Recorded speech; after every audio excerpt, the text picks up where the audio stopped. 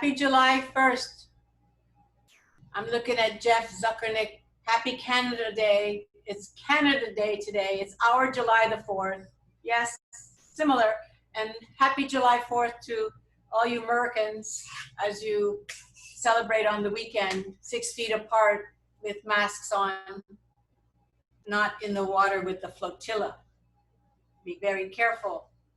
We don't need to have bad things happen. I'm so pleased to see you all. Today is July 1st. It is Canada Day, which is hard to say many times fast, but it's also the first day of the new fiscal year. So yay, we're done with the old fiscal year. As you know, the books close on June 30, and then the new fiscal year starts July 1. We haven't got all the information yet for fiscal year 20, but I promised you that as soon as we get all of that stuff taken care of, we will share that with you so that you know how we ended up the year. And as you also know, July 1 has arrived and the legislature still has not made a decision on its budget, has not made its appropriation to the colleges or the university. And so right now, we don't know what the budget numbers will be. And we don't know how much we're going to be cut. We only know that we will be.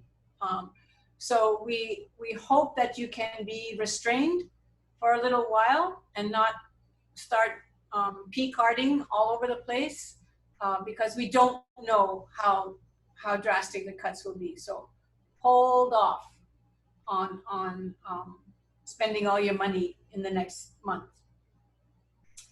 Let's see. Just a note, at 1:20, I'm going to be leaving and Maria will be taking over facilitation. I have an appointment off campus I couldn't have changed because I already changed it many times. So let's see what I can update you on over the last couple of days. Let's see. There are lots of plans to improve our student engagement with new kinds of software.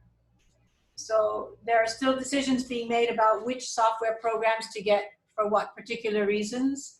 But it is looking like there'll be some assistance for financial aid processing. It looks like there'll be some assistance for two-way texting with students. All of that is still in development. All of that is still under discussion, but it's looking like that may happen somewhere close down the line.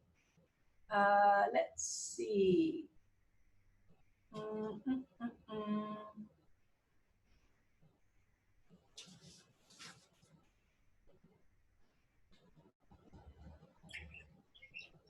No, I think that's the only thing that's worth talking about for now, except of course you got the message this morning from the mostly Jan Govea's office with the guidelines. The guidelines are for the UH system.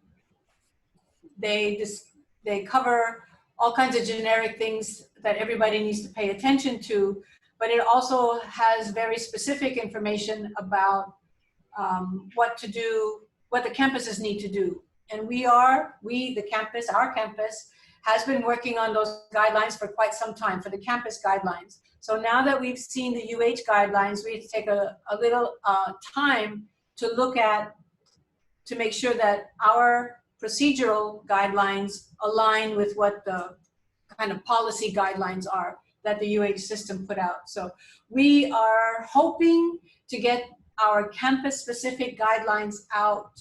I don't want to overpromise and underdeliver, so I'll say within a week. And hoping that we can make all of those final things working out, making sure that it's in good enough shape to share without too many hiccups. Let's see, and then July 1, if you saw the president's message also is when we're coming back to work on the campus. So my goal is between July 1 and July 31 is to bring people back to work. We need to make sure that shared offices have taken care of the COVID-19 6-foot distancing, and I forget how many, there were like 50 some odd plans that were approved. So your plans are approved, make sure that your mitigation is in place. If you have personal items like your own coffee pot that everybody shares, you may want to consider removing your shared stuff out of shared spaces to cut down on the things that you have to sanitize every time you use them. Because you're using the coffee pot and I'm using the coffee pot, I gotta sanitize after I touch it. You gotta sanitize after you touch it. So the fewer shared things are in place, the better off we're all going to be. So if you have personal stuff, take it back. And if you do have a shared office space and have shared tools or any kind of stuff, make sure you have a plan for who's going to clean the stuff when, so that it stays sanitized. Let's see. Any questions on what I've said so far? What do I see? Masks or no masks? Guidelines say masks required. UH guidelines say so. Louise? Yes, Candy?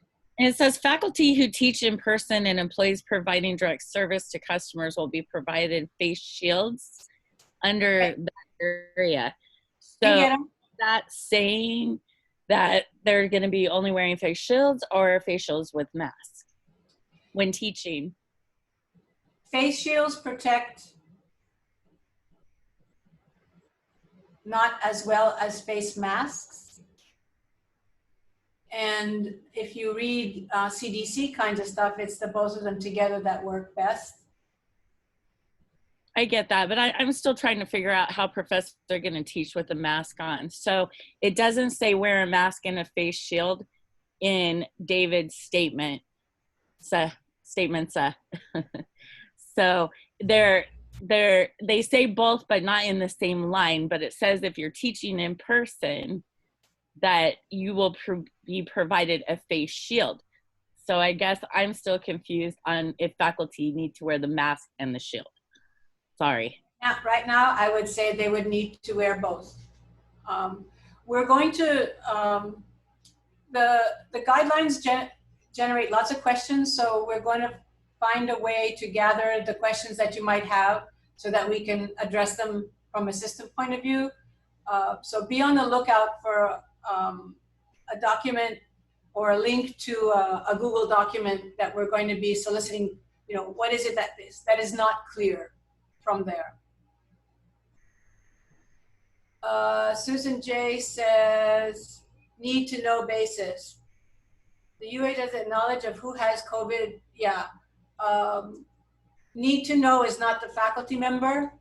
So if there is a COVID-19 infection on the campus that we are informed of from the person, herself or himself, there will be communication that would come out from the Department of Health to a bunch of people that say, you may have been exposed to someone with COVID-19 infection. Please go and get yourself tested. It would not tell you, and your student, Bobby Joe, was the one. They're not going to identify the person. But we'll have to then put our class online, right?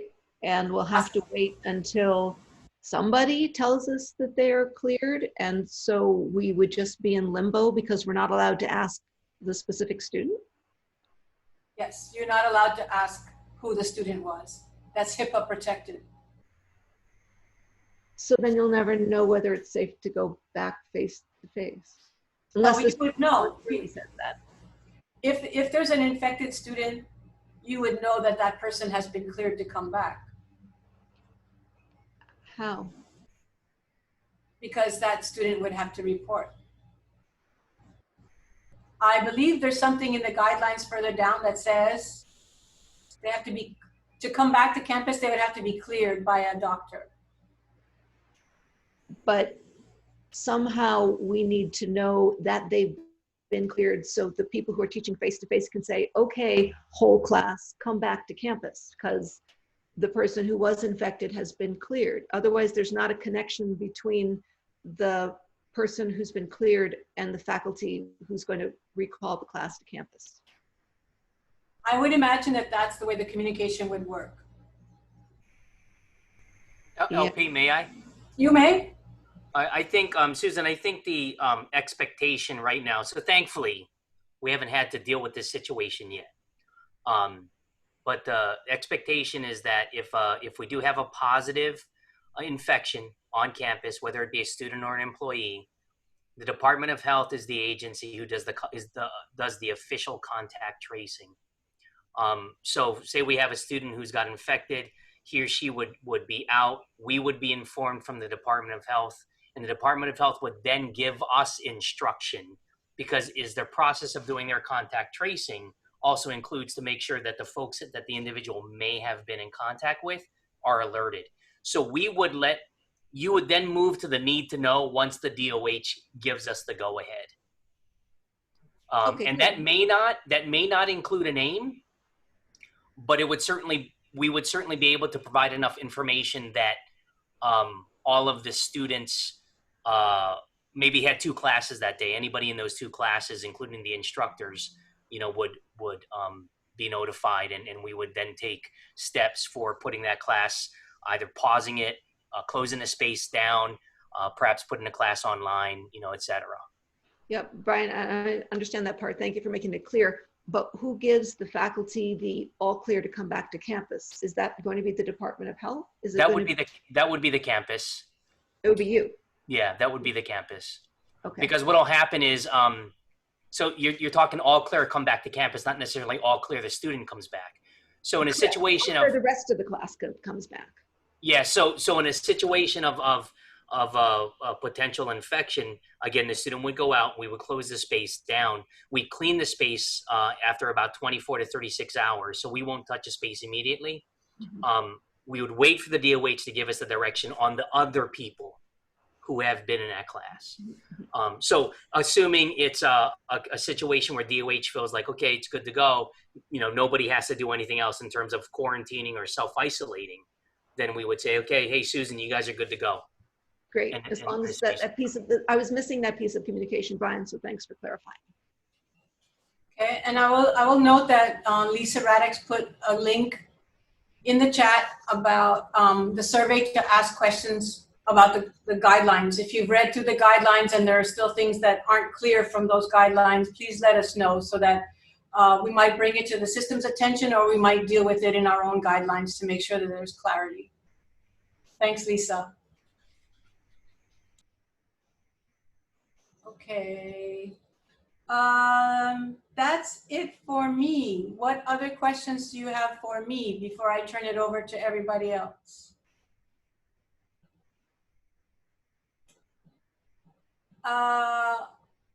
Looks like tenure promotion documents online are good to go for everybody. I don't think that Vice President Lacroix has put out a memo, but looks like everybody's okay with that. Candy, you heard anything official? Yeah, I think I reported it last time here that, yeah, UHPA and Erica are both fine with us doing it that way. You just won't get paid to do it that way like you did in the past, because it's right. No longer a pilot. Right. There'll be information that comes out from the system saying that there is going to be training. Usually they do some training for the folks who are the submitters and the reviewers. So you be on the lookout for information about training opportunities. It'll be online training on how to submit. So while you're working, if I understand, I mean, you could be working on a digital document right now and be ready to cut and paste into the system. A couple of things before I go. thank you to the faculty and the department chairs, instructional faculty and department chairs who've been working really, really hard to get finalized on how they're going to proceed for the fall semester. And thank you so much to Jerry and Navaja for being the ones who are inputting your decisions into Banner. It's much appreciated. Annie Thomas says, 11-month staff or faculty will be expected to return to work on campus at some point before July 31st. Yes, in working with your supervisors, that's how we're going to be going.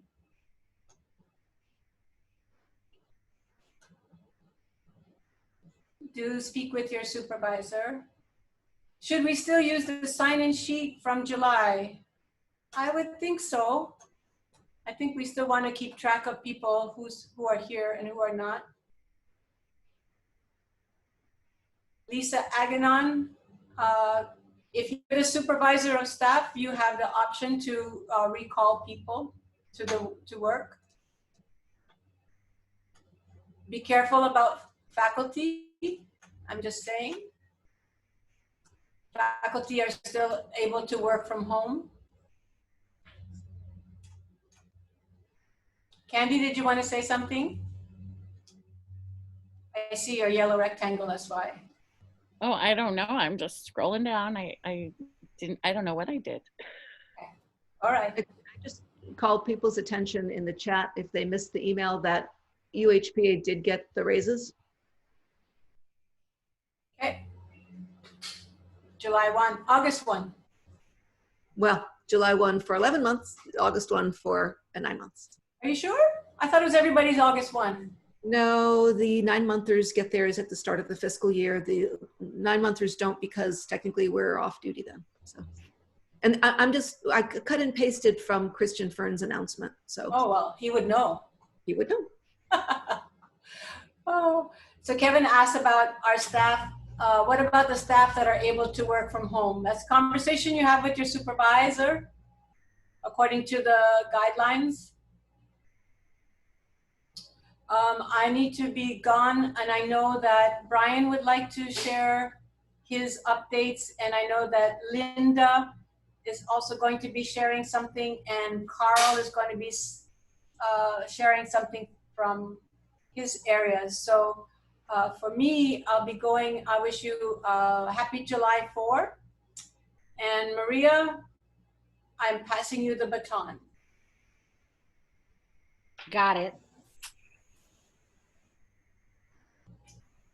Bye, Louise. Okay, so Brian? Yes, ma'am. Updates from the VCAS? Yeah. Thank you. So happy new fiscal year, everyone. Today is July 1st, which is the start of our new fiscal year. We ended, there's nothing is solid right now, but I'll say that we ended this past year, considering the circumstances, in much better shape than we ended last year. I don't have any details, and those details probably will not be getting to me from the system until at least mid-July, at which time I'll share them with all of you. So today is the 119th day of our emergency order. And we are slowly and surely plugging along to get everybody ready. As Louise talked about, we are working on our campus guidelines. I'll say this because I know there's a lot of questions regarding the current system guidelines that are out there. Within a few minutes of reading it, I knew that there were many conflicts with what we were told previously, conflicts with some of the things that we were already putting in place, and some of it just needs to be rewritten. I'm saying this because it is still interim. I know there's questions. I would not take that document for 100% accuracy at this point in time. I know they are searching for feedback, and if you have any, please give it to them. And Lisa provided that link. I'm sorry, let me go back to the fiscal year. In prior years, come July 1st, we would be close to giving you folks an allocation, and then you would have it. And so if you needed to buy something today, you'd say, can I spend? And we would normally say, well, you know, spend reasonably, don't spend above what you presume your allocation will be. This year, our instruction is to not spend until we can get those allocations to you. We understand you're going to come into situations in which, well, I really need to get this now. I need to get prepared for the fall. Talk to your department chairs. Department chairs talk to your deans, and we can talk about it.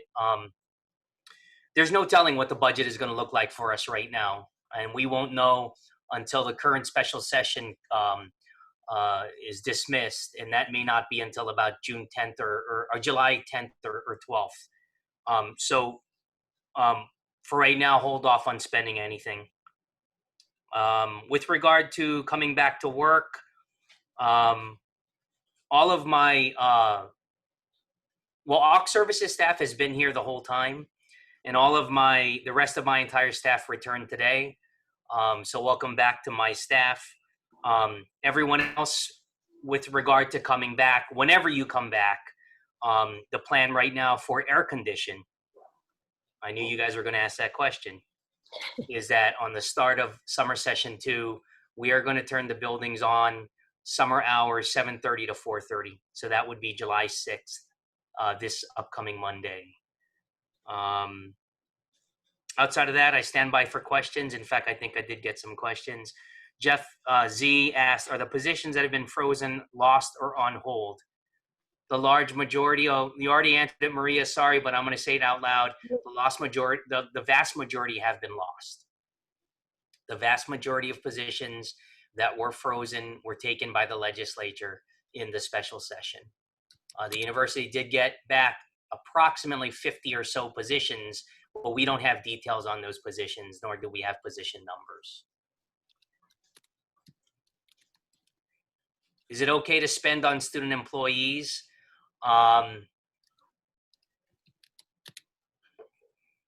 Yeah, but I would keep their hours to a minimum right now. Keep your student employee hours to a minimum right now.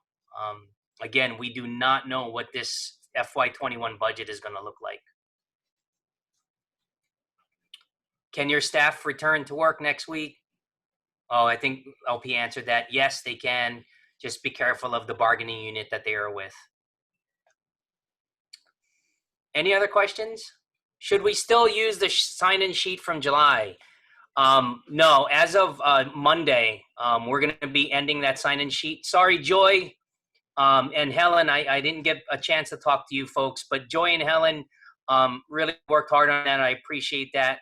We will be using the sign-in sheet on the weekends throughout the year, though. We will be using it on the weekends throughout the year.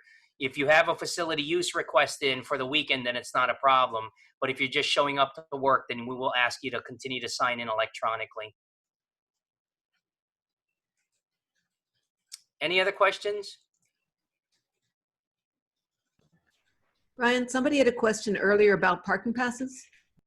Yeah, and I'm sorry. Yeah, I did respond to Dave, but that was in private chat. So I don't know. I'm waiting to hear back. Actually, when Dave asked the question, I called AUX Services. I don't know if they're available yet. I don't know if they're printed yet. And so I'll let you guys know as soon as possible. I don't foresee right now, until we get a mass of people back, that there's going to be any type of parking issues. I understand everyone wants to beat the rush to make sure that they get theirs. And as soon as they're available, you'll get an email from me or from Jean, Ayun, or from Sean to inform everyone.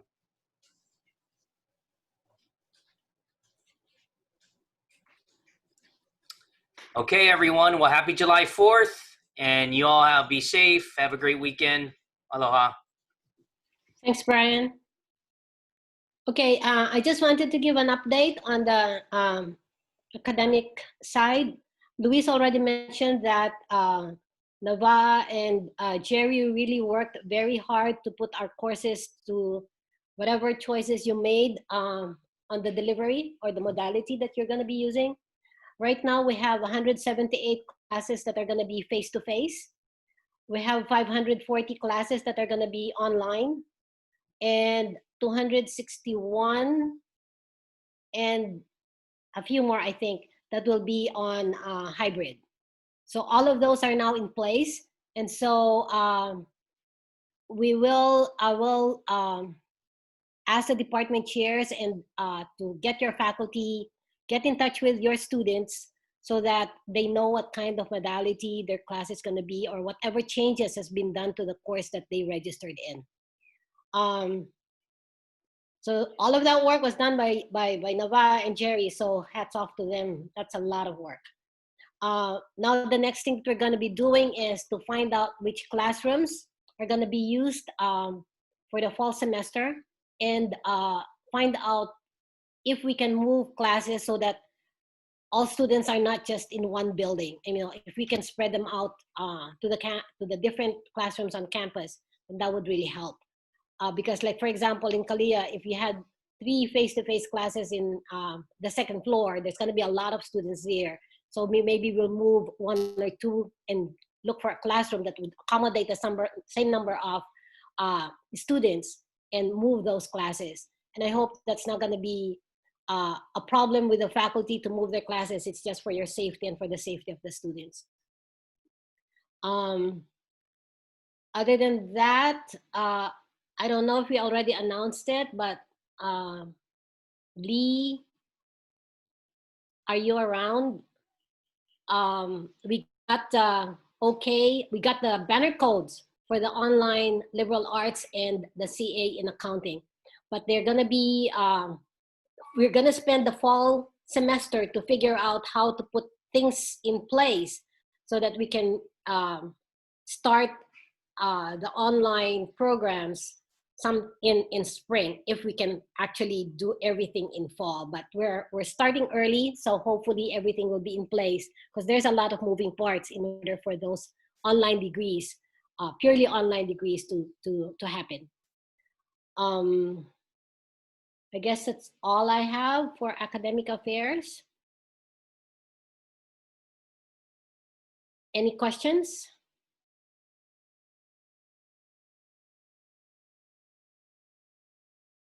Okay, none. Noyao, are you around? Any updates? Yeah, just some quick updates. Sometime this week, the UA system will be finalizing that distribution of the CARES funding towards students. So more than likely what we're looking at is students who are registered for the fall 2020 semester will be eligible to receive this funding. Conversation so far has looked at different varying amounts between $600 to $1,000 to students based on how many credits they're actually registered for. So we should get a final determination sometime this week, and I will let you guys know. In the meantime, I'm also going to be working with Maria and the deans to compose various emails that the faculty can send out, or program coordinators can send out to their students to encourage them to apply for the FAFSA. And I'm going to tie in some language of how the FAFSA and CARES kind of work together to award students this money. As soon as I have final word from the system, the confirmed amounts and the deadlines to apply, I will share that widely with anybody. Again, this is the CARES funding, the money that was given to the students. We got $1 million, and we need to spend this down to be able to spend the same amount in that round 2 that Brian talks about in terms of the money that the campus can send out. So again, system is looking at making some final determinations of how this would work, and I will share this with you once it comes into play. The other one is, I believe Annie sent out an email to the campus. The AccuPlacer will be offered in person and no longer be offered online. I am working with UH System to get some kind of communication as to how it's rolling out of the new EdReady program. So again, EdReady is an alternate placement exam that can be taken online. So students will have a variety of options. So I will be composing an email to tell everybody about that and the steps to take and how to guide students to the various different testing that is available for students. So again, AccuPlacer starting, I believe it's July 6th. So starting on Monday, it'll be offered in person. You should have already gotten that email either from Annie or through your representative through CAC or through me if you're on the Kapiolani Student Affairs listserv. Okay, sorry, I'm gonna go back and look at some of the questions. He does not want to be disqualified. So Sunny's question is, a student who has student loans, he does not want to be disqualified if he takes CARES funding. This one, Sunny, maybe he needs this one sounds like he has a specific question. From what I understand, the CARES funding should not impact your financial aid package, right? So they're basically looking at completely different things. CARES is under the COVID emergency, so the way that the money is counted is very different. But what I would advise them is contact the financial aid department, especially if it's one of the direct or indirect loans, to kind of get more information about it. But this CARES funding should not negatively affect anybody. If it does have a negative effect, please let me know, because this is one thing that we wanted to make sure that this wasn't happening. But Sunny, maybe we should just have a side conversation, or maybe just refer the student to me and I can kind of talk with them about this specific case. Other questions? Okay, who's next? Are you, Noya, are you gonna say anything about the FAFSA application? Oh, Encourage faculty? oh yeah. So basically, I'm working with the Vice Chancellor, well, you, Maria, and the deans. And what I'm going to do is compose 2 emails. One email is going to be for the faculty to be able to send to their students, either in their programs or whatnot, to encourage the students to apply for the FAFSA. The reason we're doing a big push for this is because the FAFSA is really the big indicator of whether or not students will receive this CARES funding or not. So if a student did not complete the CARES, if a student did not complete the FAFSA, it would take them out of the running for the CARES funds. So by just doing the FAFSA and being enrolled in the fall semester, according to the amount so far, the student could get anywhere from $600 to $1,000, really by just doing the FAFSA. Again, there's a lot of other things in play of what qualifies them after you do the FAFSA, but I think it's a real simple step to do the FAFSA. You might get some grants from the college, but ultimately you also get this CARES funding, which will not, we need to spend on by spring semester. But I will send an email out to all of the deans and faculty, and if needed, I will hold another Zoom session just to kind of answer some basic questions about FAFSA, so that the faculty who are sending out these emails are just prepared to answer general questions around it. Because most likely, once you send out this email, the students will email you guys.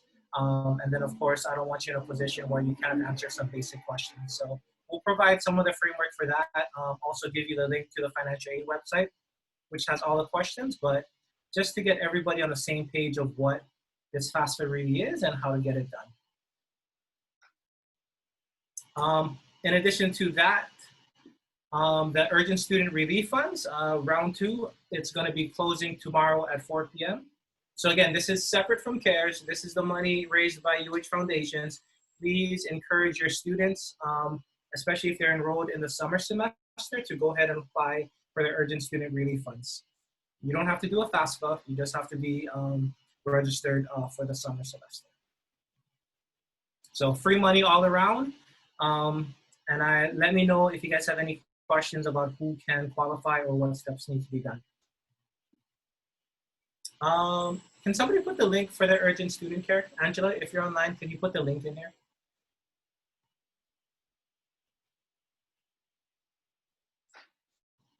Okay. Any other questions for Noyao? Okay, thanks, Noyao. Okay, now let's go to the deans. Lisa?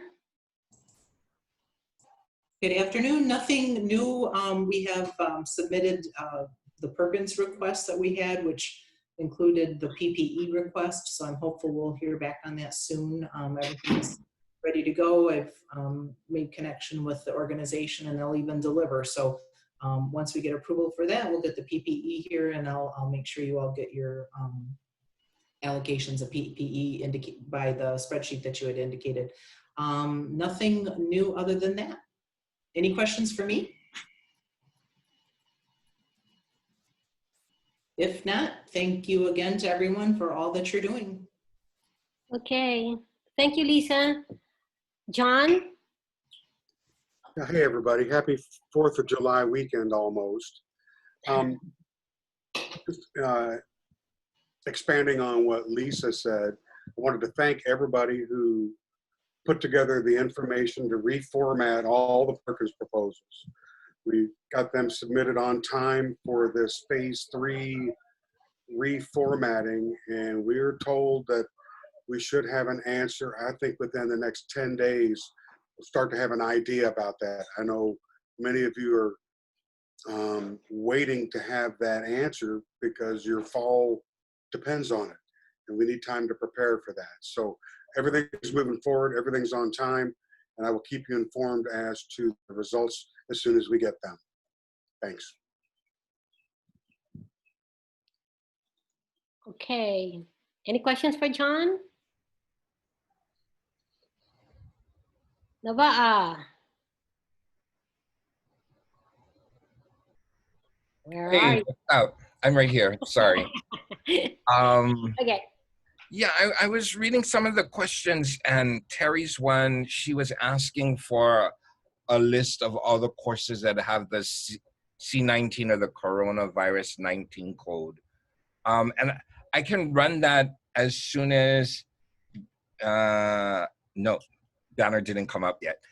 But I wanted to see if anybody else needed some kind of listing of courses. I was thinking that I know a lot of the departments have done a lot of work in terms of making sure that international students can can enroll and have on hybrid courses or online classes, hybrid or face-to-face. So I can create a list of all the hybrid courses. I was just thinking of, and maybe we don't need to get it out to international students, a list of those courses that are hybrid. But in the event anybody needs a list of some sort that would help them advise students, just email me and I can get that to you as soon as banner comes up, which is tied to STAR. But right now, it's giving us a break. So that's all for now. Okay. Yeah. Anything on next steps? Next steps. So they're making final decisions right now. I've been emailing some of the faculty who's supposed to be teaching. Some of the classes have been canceled. I know Sherry's on the line, so maybe she can provide a little bit more information. But we didn't get as many students as we thought we would for second summer session. And I don't know, I guess they're high school students, so they got a taste of college and maybe they need a break already. I don't know. But Sherry, you have any information? Yeah, so we actually have 650 students signed up for session 2. We were hoping for a little bit more, so we're still trying to do a late push. If anyone is teaching summer session 1, if you can kind of encourage your students to sign up for summer session 2. We just found out yesterday that the legislature matched $2 million commitment from Hawaii Community Foundation and First Hawaiian Bank. So we now have a $4 million scholarship, which is a Stronger Together Hawaii scholarship. So any students who participate in the Next Step program are eligible to apply for this scholarship. So if you can just remind students, by participating in this, they are eligible for now $4 million. So just doing the last push, because banner's down, we have a little bit of time to kind of take those last minute signups. So if you have students, have them email us at nextstep@hawaii.edu, or they can just have them email us nextstep@hawaii.edu, classes start on Monday, so if they can get to us by the end of the day, then we can definitely help them out.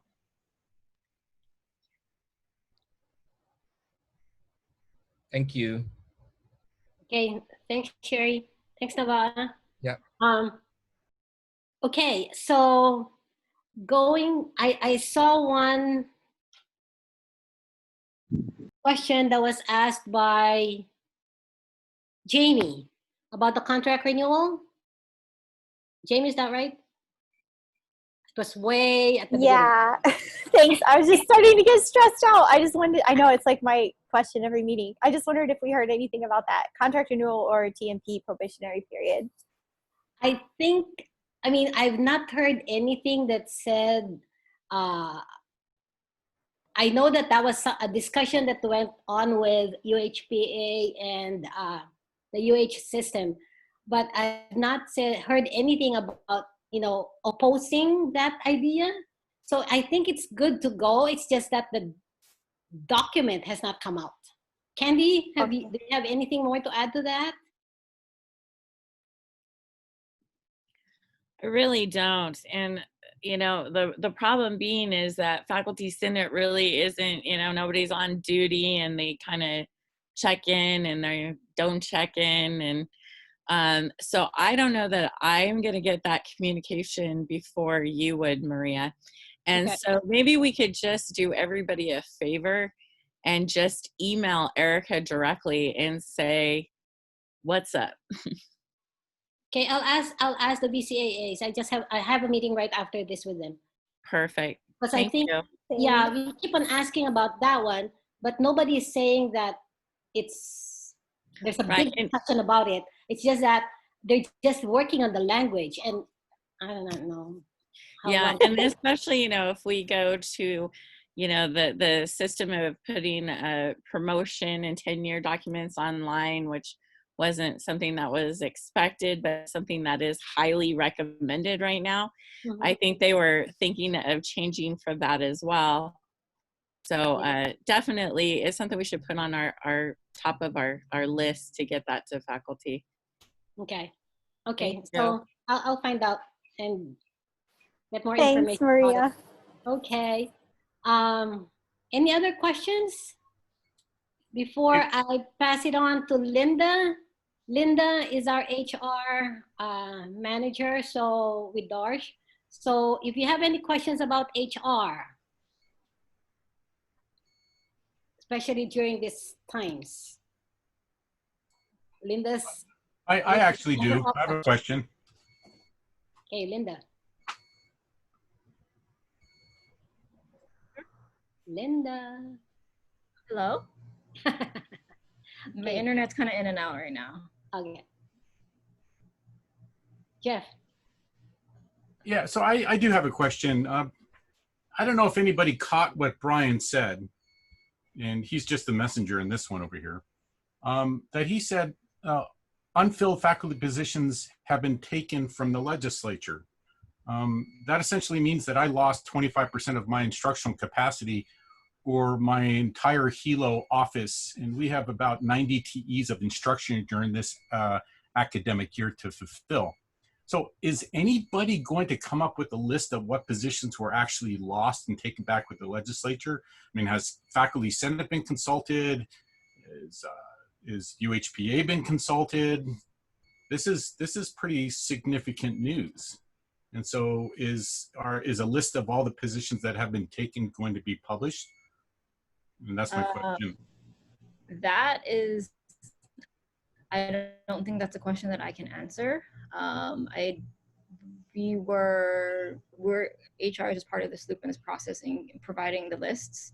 I don't know if somebody else could jump in as far as the administration. I don't know if it's going to get published, but the news that Louise shared is what the news that they have. From our understanding, there still might be some questions about the positions itself. So we are sharing as much information that we have that we have regarding those positions with you guys through these meetings. The way I understand it is, it was brought up in a meeting, I think earlier or yesterday or whenever, but there was a lot of questions about what positions actually were released by legislature, but then even if they were released by legislature, LASNR still has to approve them or something like that. So, and we don't have that list as of today. We don't know what they are. Eventually we will find out, Jeff. I'm sure we will. And we will be passing on that information to you guys once we get them. Yeah, this is actually huge. This is putting our jobs at risk right now. And I don't know if anybody understands the gravity of the legislature taking back positions or taking positions that really need to be filled. Where is it going to stop? And so I think that list needs to come out so that we know how to be planning our future, because it's significantly negative effect in our department. The worst thing that's happened in about 25 years that I've been here. So.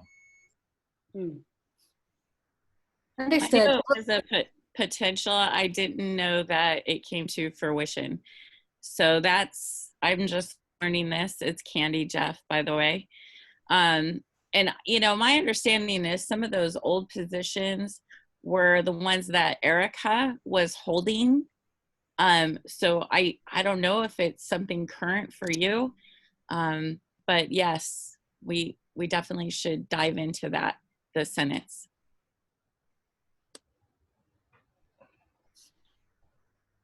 I think the discussion was, like it was an overall of the UH system and not specific campus. But thank you. But I'll share with me that my 2 positions in Hilo were taken, and so therefore there's a good chance that my positions in Hilo were taken. So therefore, it's a little more detailed than maybe somebody was speaking without all the information, but it sure put me on the defensive. Soon to be the offensive. So, but thank you. Okay, we'll find out soon. Any other question for Linda? There are some questions here. It's more about positions. Okay, Susan, yes, I can ask at the VCAA meeting what exactly, but I think it's more on the chancellor level that they're discussing these things and not at the VCAA level, but I can ask. Is there a mechanism for advocating for our lost positions? I don't know. we tried as much as possible to put in all our requests in. And so I think there was, I do not know how many positions were requested to be returned back, but we do not know how much we actually got back and what they are.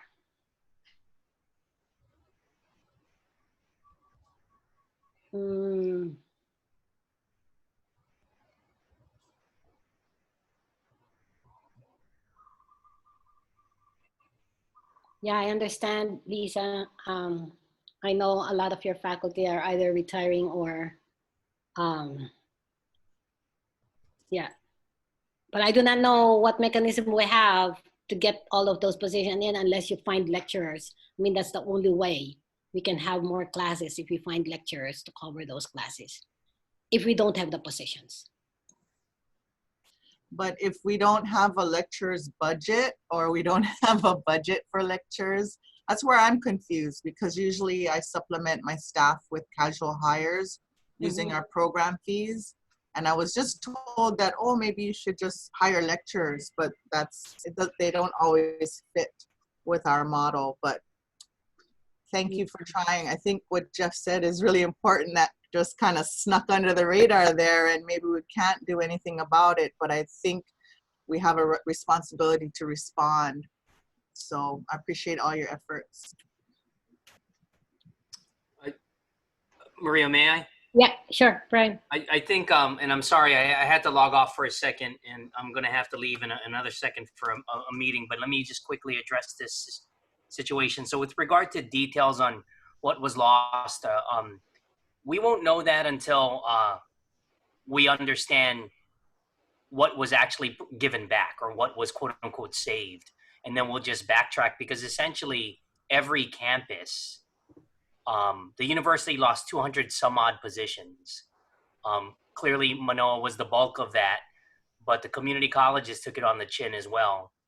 And of those positions at the community colleges had vacant, only 46 and a half FTE permanent positions were untouched. So once we get that information, we'll then basically be able to back into the details of which positions were cut. I should note that this is every single campus. This is not, we're going to target EMS or we're going to target nursing. This is every single campus in the university. The general approach for those faculty positions was use lecturers to cover their teaching load. And we repeatedly informed them that some of the classes that we have are not easily filled by lecturers, particularly in far off places like Hilo, where it's difficult to find the skilled academics to teach those classes. So once we get the information from the legislature on the 46 and a half, we will be able to share the information with you folks on what was, I guess, taken. With regard to Amy's question, and I think Candy had a similar question, is there a mechanism for advocating for lost positions? Because it's so widespread and all 10 campuses got hit, and I'm sorry, that's probably the wrong word to use, but got positions taken, I would work through as a joint. I think you folks, if you want to say something, it would probably be a louder voice if it's combined with all 10 campuses or at least the 7 campuses.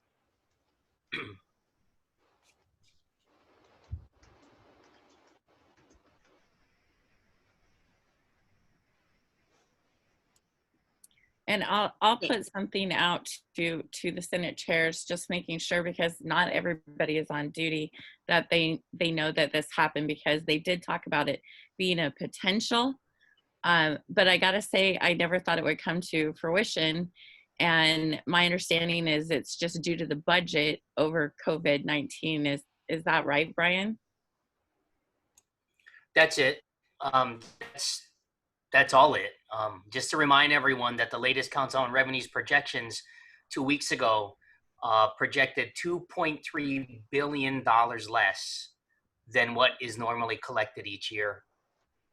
And that's the amount that they're trying to find right now.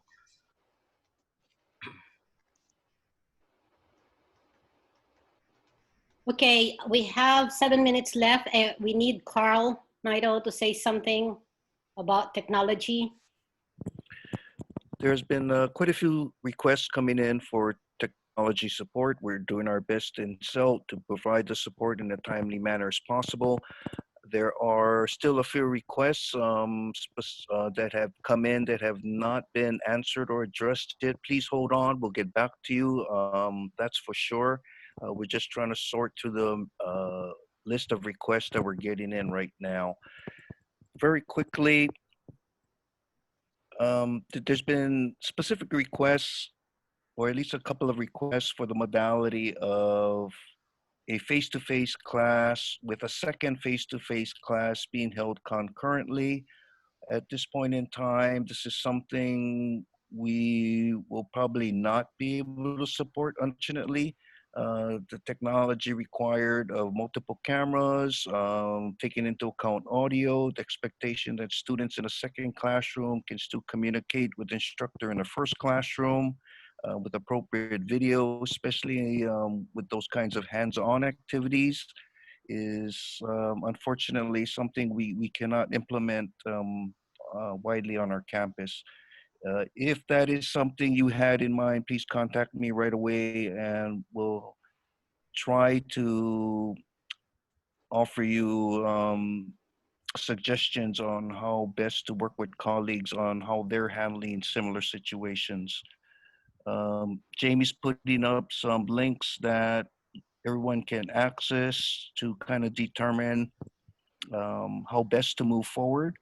It's clear that as we develop instructions as much as possible. I really encourage everyone to make sure that what you do develop can be switched to be totally offered online as much as possible. Clearly, there are some classes that have hands-on components and may not be able to do that. So that is going to be a priority for CELT in addressing specific critical technology needs moving forward. Those classes that are that require face-to-face because of hand-on component. What kinds of technologies can we provide? We'll work with faculty to offer specific kinds of solutions that hopefully will work. The issue about faculty now possibly being asked to wear face masks and a shield, and there have been some requests for lavalier lapel microphones. That's a tough one.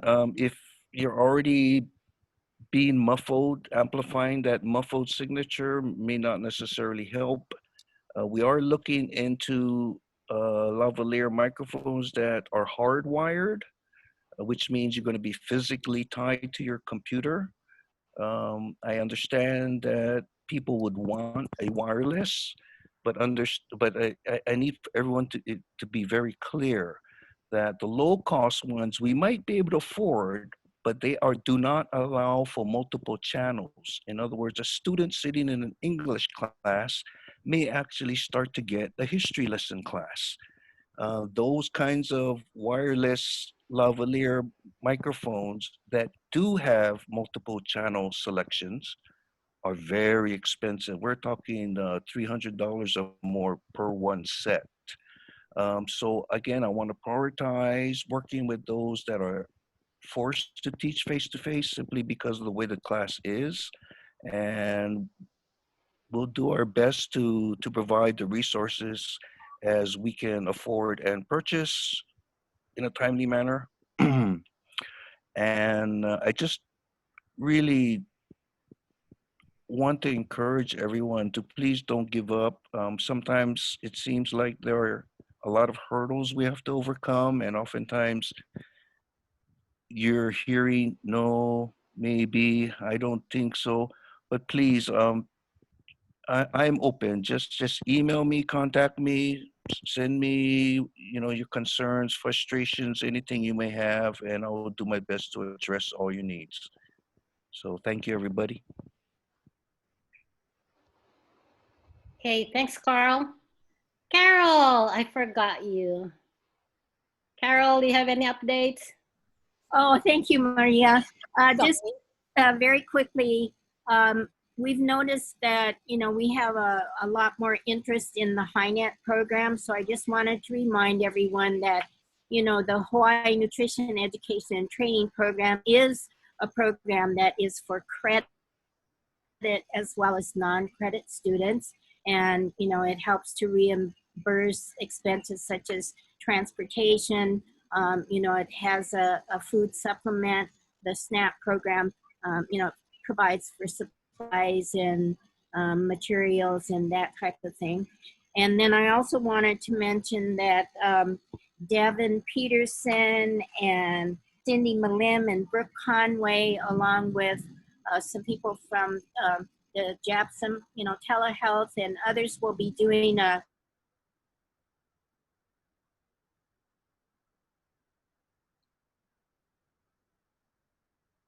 Frozen. Carol. violence. Okay, are you there? Can you hear me? Yeah. Okay, the Kaia'ulu webinar next Tuesday at 2 o'clock features Devin, Cindy, and Brooke, and it'll be about domestic violence.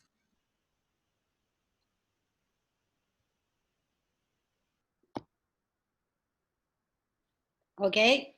And then the follow partners.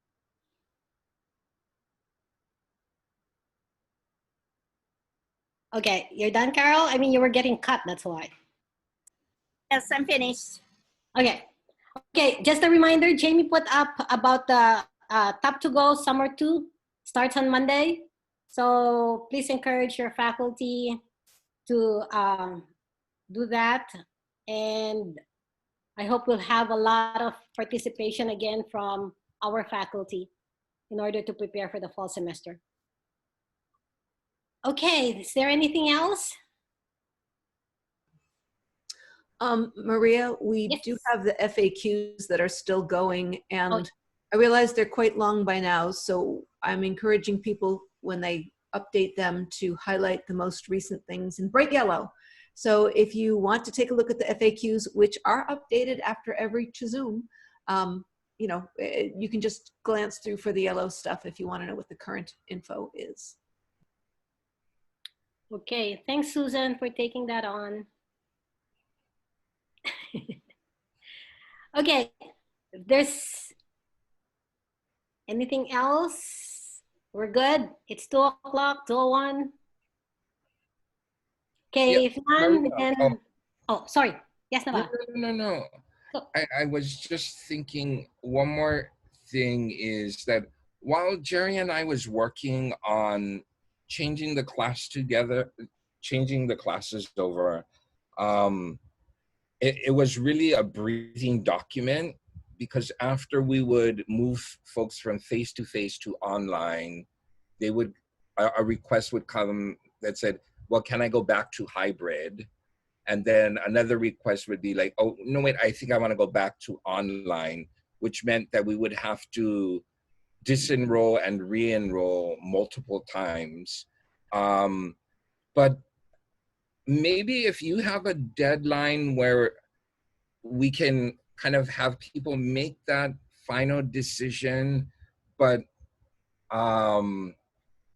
I feel for faculty. I mean, those kind of decisions that some faculty or department chairs was making, I think that we should allow faculty to make those decisions. And even if up to, you know, the first day of instruction that they're feeling uncomfortable, that, you know what, I changed my mind again, I think I want to go to online. I think those things will happen. I think somebody said it in one of our Zooms. I think in terms of faculty, it's like riding on the plane where they tell you that you should put your mask on before you put your child's mask on. So I think with kind of the uncertainty of everything, and I think if faculty, they should put on what they are most comfortable with and then put the mask on their students later. But if they want to change, I think they should. But if we can just have maybe a deadline so we can just capture the numbers of where we're at and send it out to folks. And then in the event people decide to change again, well, then you decide to change as long as they feel comfortable in what they're doing. That's all I wanted to say. Okay. But I will have to report the VCAA meeting today that we're almost done. Because Trainee was the one who had this June 30 deadline. Okay. Well, I think you can report what we kind of reported to you. Yeah. But there'll be changes. Yep. Okay, perfect. Okay. So if there is nothing more, we can all unmute ourselves and say goodbye. So take care, everyone. We'll see you next week. Bye. Bye. Bye. Thank you. Bye. Thank you. Take care. Bye.